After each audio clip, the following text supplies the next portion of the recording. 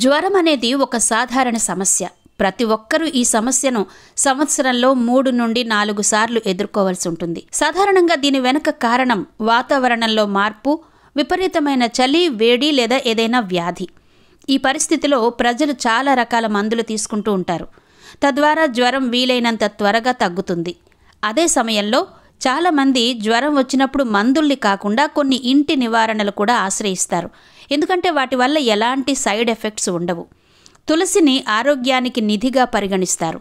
అనేక antibacterial, antiviral లక్షణాలు ఇందులో ఉంటాయి. తులసి జ్వరానికి శాశ్వత చికిత్స అందించగలదు.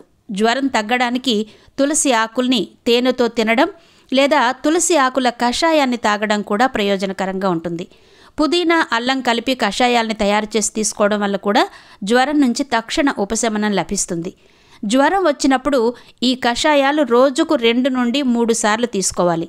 దీనికోసం మీరు పుదీనా, అల్లం పేస్ట్ తయారు చేసుకుని 1 చెంచా వేడి నీటితో తీసుకోవచ్చు. దీనివల్ల చాలా ప్రయోజనం ఉంటుంది.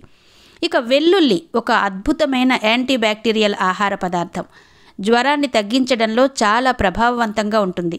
జ్వరం వస్తే 2-3 వెల్లుల్లి రెబ్బలను దంచి గోరువెచ్చని నీటితో తీసుకోవాలి.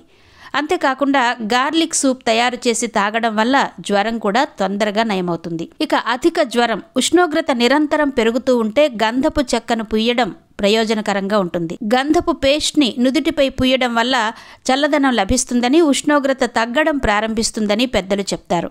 ఇది కాకుండా జ్వరాన్ని తగ్గించడంలో చందనం పేస్ట్ కూడా చాలా బాగా పనిచేస్తుంది.